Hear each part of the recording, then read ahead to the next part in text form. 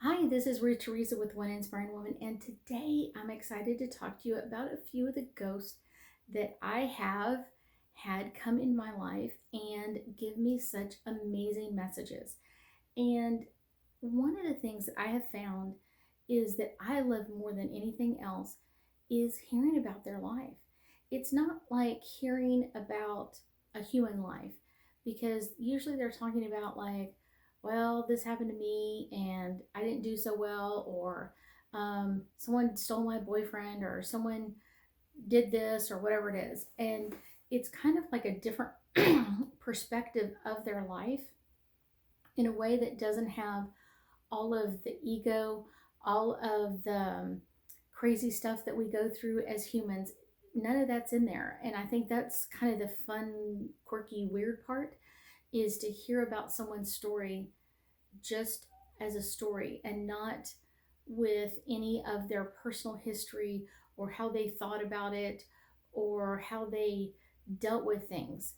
It's one of those, not that they won't tell you a little bit about some of the, this was a really hard time in my life, this happened, but they're not putting that ego in there of, you know, my dad was really mean, or my dad never talked about his feelings, or whatever else. It's kind of, they're just like nonchalantly talking about all of their life in a way that is not tainted or exposed to how they felt about it at the time, which is a really interesting thing because you get to hear it without all of that in there.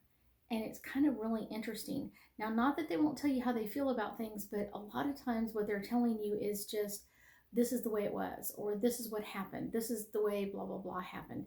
And it's really interesting, especially when you start talking to ghosts that have been ghosts for long periods of time, because they talk about things like they just happened. Um, I was talking to a ghost the other day, and he was talking about the beginning of World War II and where he was when he heard about the bombing of Pearl Harbor. And it was just really interesting because it came in early morning for him. And it was just one of those, the way he was talking about it is just, like the whole United States at the same time was just kind of like just in shock and just like, oh my gosh. But the way he told it was in a very inspiring way that not only him and his friends, he was 18 at the time, and he had a lot of friends that were a little bit younger than him that hadn't quite turned 18 yet, or would turn 18 in a few months when this happened. And he talked about, like, them all wanting to enlist at the same time and how much pride they had coming forward about, kind of like someone coming on their property and, um, attacking all of us, not just him or his family, but like kind of everybody. And it was just kind of a different story, or a different way of hearing it from him. It was kind of interesting. And I enjoyed hearing his story. I enjoyed walking him, with him as he talked about it, because kind of the weird part is I can see what they're talking about when they say it. So that's kind of one of those Ruth Strange gift kind of things. But I really enjoyed hearing about what he went through. He enlisted right away. He had several friends that enlisted within the next few months or so when they turned 18 as well. And that was really interesting. The gentleman I'm talking about, his name is Harvey, and Harvey went into World War II.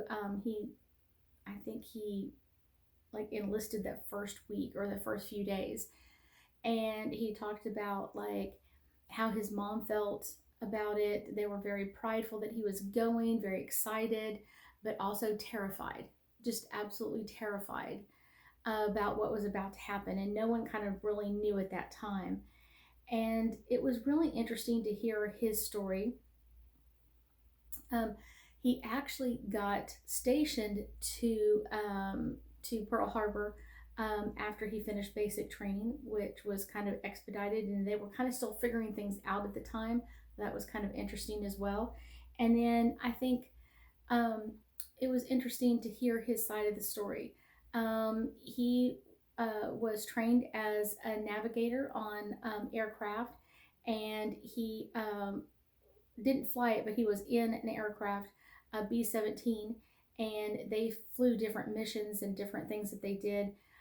It was just really interesting to hear his side of the story, to hear what he went through.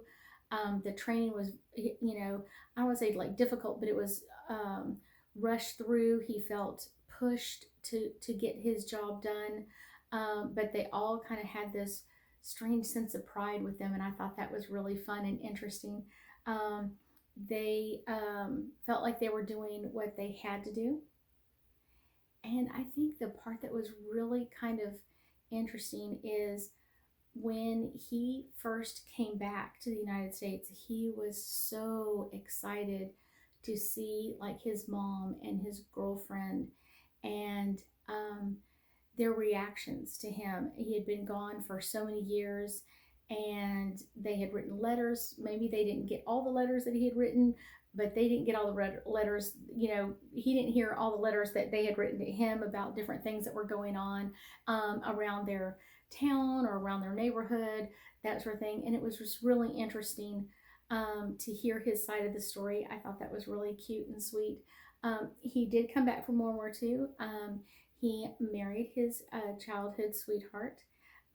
He went back to Kentucky, and it was a small town, and they left there shortly thereafter, a few years after he'd come back, and after they had had their first child. I think they'd been married like 4 years by then, and they moved out to Arizona for a couple of years.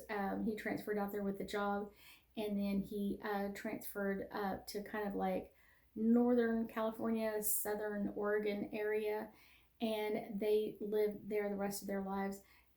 He did pass away fairly young. He was only in his late 60s when he passed.